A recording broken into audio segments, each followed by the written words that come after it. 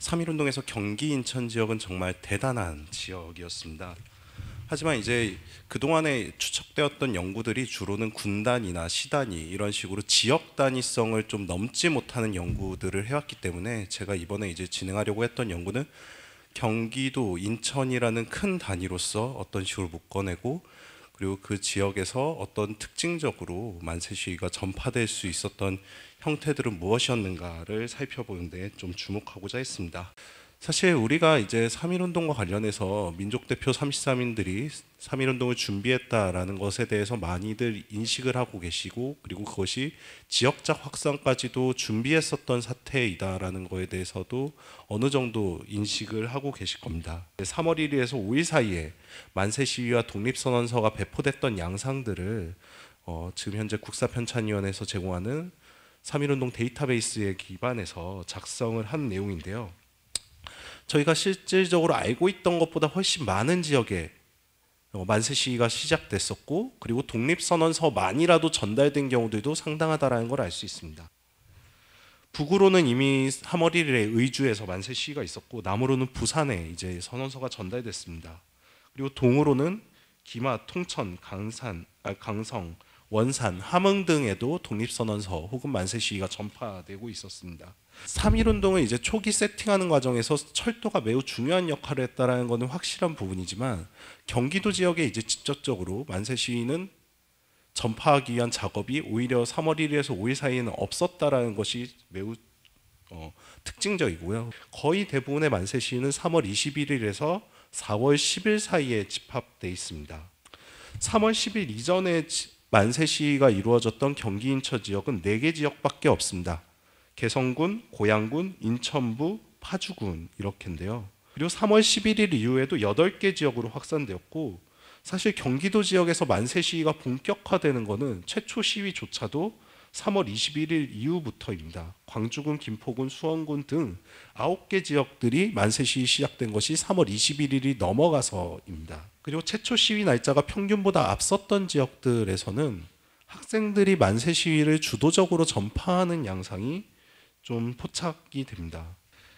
그 지지자료에 나온 85개 시장 중에서 12개가 서울에 속해 있는 거기 때문에 그것을 제외하고 13개가 있기 때문에 72개의 시장 중에서 26개 시장이 이제 만세 시위가 있었던 경기 인천 지역의 시장이라고 생각하시면 됩니다.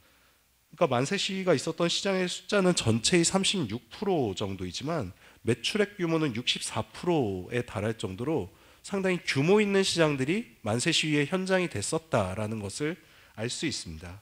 그리고 또 서울을 포함한 경기 인천 만세 시위 중에서 397건 중 56건의 발표가 있었는데요. 장시에서 일어난 26건의 만세 시위 중 11건에서 발표가 이루어질 정도로 3배에 달하는 발표 비중이 있습니다.